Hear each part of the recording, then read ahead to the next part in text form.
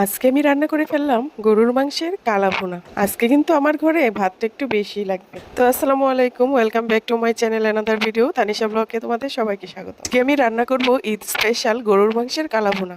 এই গরুর মাংসের কালা ভুনা করার জন্য আমি এখানে 2 কিলো গরুর মাংস নিয়ে, তারপর আমি এটাতে দিয়ে দিলাম আদা বাটা, রসুন বাটা, দিয়ে দিলাম হলুদের গুঁড়ো, মরিচের গুঁড়ো, জিরা গুঁড়ো, ধনে গুঁড়ো, পরিমাণ মতো লবণ। এখন দিয়ে দিলাম পরিমাণ মতো সয়াবিন তেল, পেঁয়াজ কুচি, 2টা রসুন আর দারচিনি দিয়ে ভালো করে মেখে চুকে নিলাম। এ পর্যায়ে আমি তেজপাতা আর এলাচ দিয়ে দিলাম। আমার মাংস রান্না কিন্তু প্রায় শেষ। এখন আমি আলাদা সয়াবিন তেল না দিয়ে আমি মাংসের মধ্যে যে তেলটা উঠেছিল এটাই কিন্তু কড়ার মধ্যে দিয়ে নিই। এখন রসুন দুটা দিয়ে দিলাম। তারপর কিন্তু আমি ঝোল ছাড়া মাংসগুলো তেলের মধ্যে একটি চামচের সাহায্যে উঠিয়ে নিলাম। এখন আমি মাংসটা কালা ভুনা করার জন্য কালো করে ভেজে নিয়েছি। তো ফাইনালি লুক হচ্ছে এটা।